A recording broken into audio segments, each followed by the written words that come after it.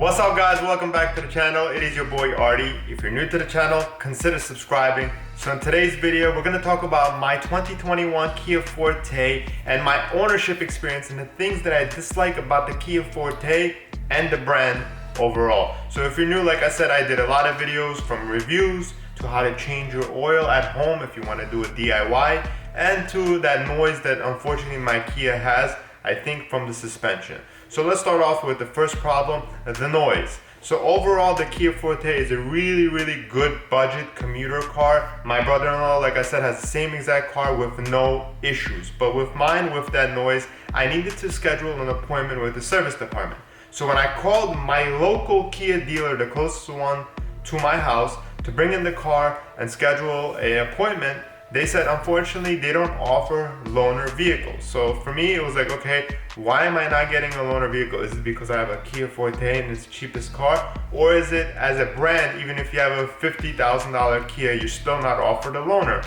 So I just called my dealer that I purchased the vehicle from, which is pretty far from my house, and I'm like, look, I have this noise, I need to bring in the car. They're like, okay, no problem. When do you want to make an appointment to bring in the car? Because we need to do an inspection before we provide you a loaner that you can take off in. I'm like, what inspection do you need to do?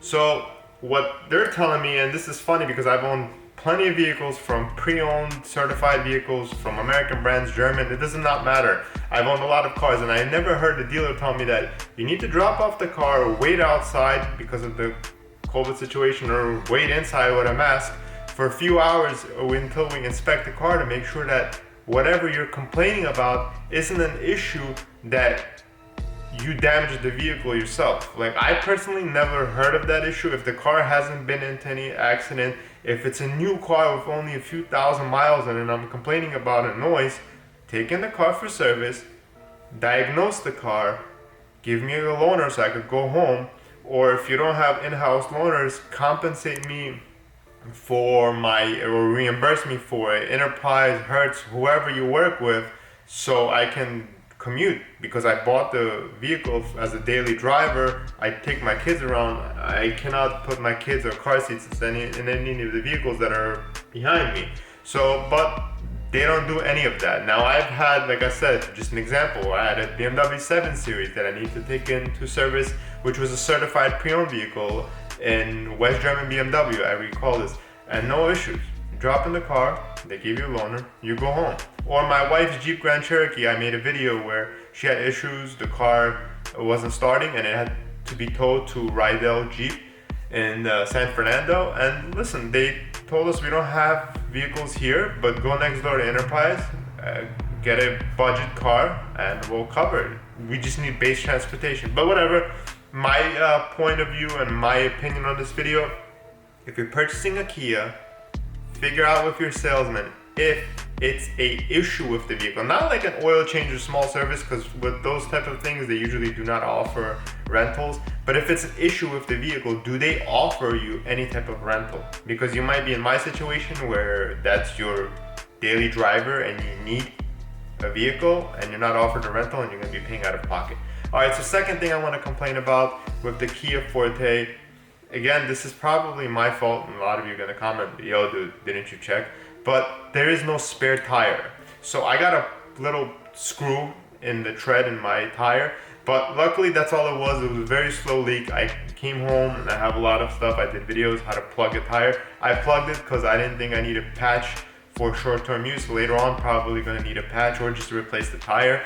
But for short-term, a plug, it worked. But if, for example, what happened to my Toyota Camry, guys, if you've been part of the channel, I drove over something on the freeway, my tire completely just tore because my wheel bent, and I did a video on how much it costs to repair a wheel.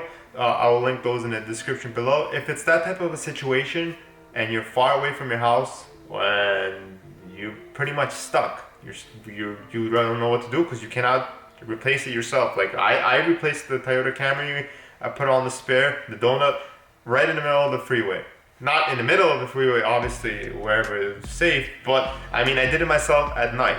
But in this situation, I travel a lot, and if I'm on my way to like San Diego or Vegas, or now I'm out of my AAA zone, like what am I gonna be doing? Like I'm just stuck there, I have no wheel. And it's just crazy. It's my fault. I didn't check. I didn't open up the trunk to see what's underneath there, but there's nothing there. And that's just, I think, for a car manufacturer, for a brand, it costs them nothing to get a donut wheel. Any type of wheel, doesn't need to be a full size, just for temporary use. It costs them like probably 20 bucks to stick any type of a cheap wheel for you just to be able to pop on yourself and get to a local tire shop. But that's my complaint. I don't know what you guys think about that. I just think in 2021, it should be offered standard. I don't think we should check for donut wheels, but that's that, guys. And the third and last and final thing, look, I said it in my video when it was the review, it's a 147 horsepower engine, and I don't want a lot from it. I understand what it is, and I'm happy with how much MPG I get, but you offer a sport button, and in my opinion, that sport button doesn't do anything, because I don't feel the suspension tightening up, I don't feel the car accelerating fast. I just do not feel anything, and I don't understand why car brands put a button that's just kind of useless. That's my opinion. I don't know, maybe I'm just used to driving different vehicles and I expect the button to do something, but come on, Kia, like, it doesn't do anything. Well, at least for me, I don't feel any difference. If you have a Kia and you feel a difference with your sport button, just put me in check, be like, yo bro, it works, but I think it's a pointless button. I just wanted to do this video. Hopefully, if you're trying to buy or lease a Kia Forte or any type of Kia, you just talk to your salesman about servicing and getting a loaner vehicle. And if you are buying a Kia Forte, just tell them to throw a spare tire. Just God forbid something happens for you, able to switch up the tire and get to your local tire shop.